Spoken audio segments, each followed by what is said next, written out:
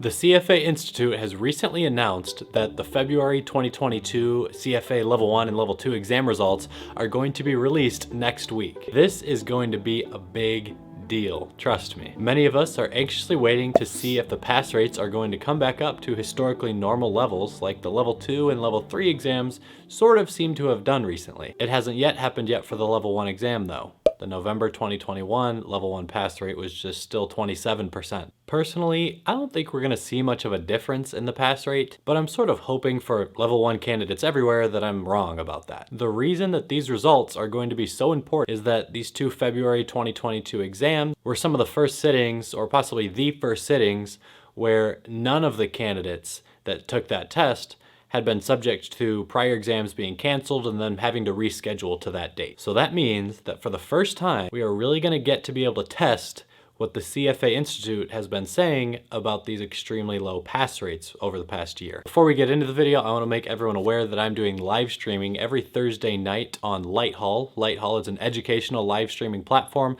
I've done a previous course there about CFA exam test preparation. The current course that I'm teaching is about how to land careers in finance. It's totally free. You can join in every Thursday night at 7 p.m. Eastern time. There are 2 more classes left in this course, and I might come up with other courses in the future. So just let me know in the comments down below if you have any other ideas, but I appreciate it if you join in for those Thursday night live streams on Lighthall. Thanks. So back to these 2022 CFA results. We'll be able to test if the Institute's argument is more accurate, or the other theory that many people have been talking about, the one that I personally believe to be more of a descriptor of why the pass rates have been so low, seems to match more with the reality we might see with these results. And that theory is that something is wrong with the standard setting that the CFA Institute is doing.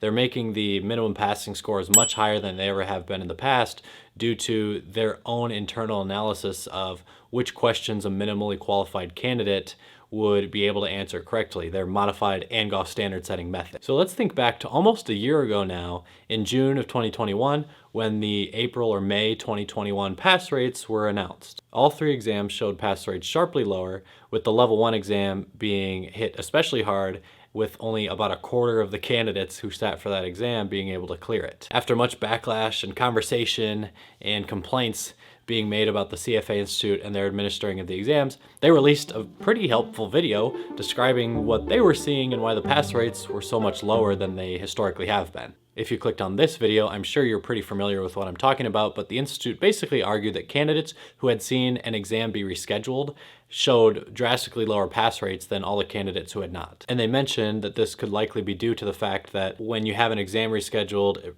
really throws a wrench in your personal preparation, your own study schedule. So maybe they thought candidates were like taking a break. In general, they were less prepared after having a rescheduling happen. But very quickly, myself and some others pointed out that with as low as the pass rates got, even if only 25% of the candidates who took the exams were first-time test takers and 75% of them were candidates who had their exams rescheduled, it would have to be that the people who had their exams rescheduled showed like a 10% pass rate for everyone else to have showed a historically average, maybe 45% pass rate for the Level 1 exam.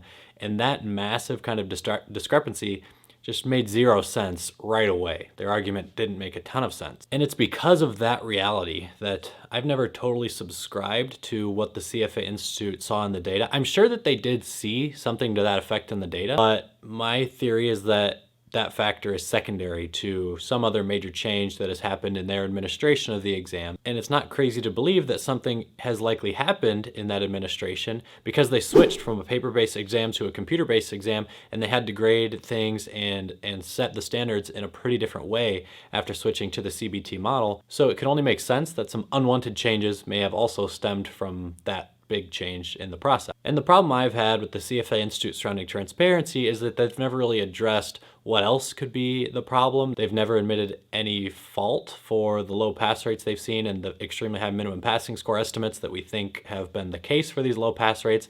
They've continued to just point at the fact that candidates who had exams rescheduled passed in lower rates than candidates did historically. But again, that argument just does not check out when you look at what could potentially be the ratio of first-time test takers versus people who had had exams rescheduled.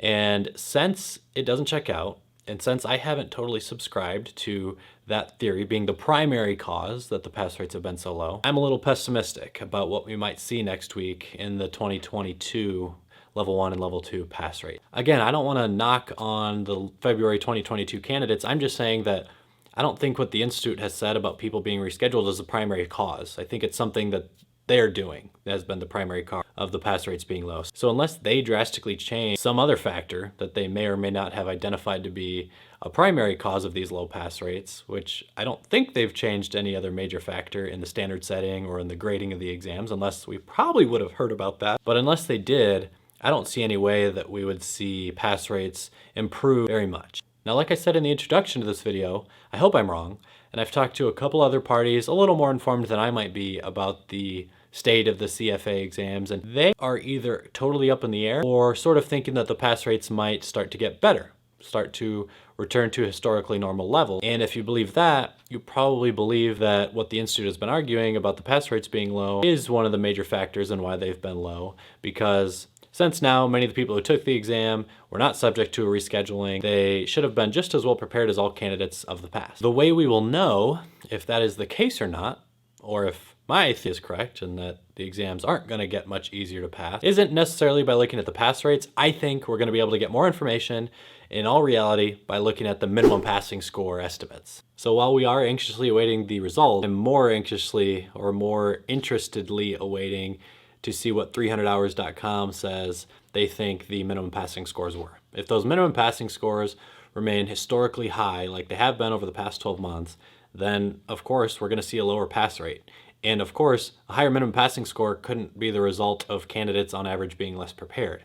It would have to be the result of more difficult standard setting or some other function of how the Institute is grading the exam. Honestly, we've been talking about this for almost a year now without ever having a very concise way to test it until next week. So all of the rhetoric and all of the infographics and debate will sort of fall by the wayside when the rubber meets the road and the results get posted. We'll know if candidates' results have improved to what we've seen over the last decade compared to what we saw in 2021. Surely, there are some people internally at the CFA Institute who have already seen the level 1 results, and I'm just wondering what's going through their minds. If the results are still really bad, they have to know people are not going to buy what they've been selling for the past year. And if the results are really good, then that's maybe a win for them, because they're like, hey, see, people didn't have exams rescheduled anymore, and now they're doing just as well as they used to.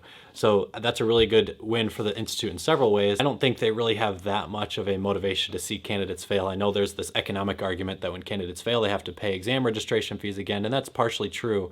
But the Institute understands that their reputation is more valuable than 10% of the candidates in a given year paying the registration fees once more. They're going to have candidates well into the future. They know that.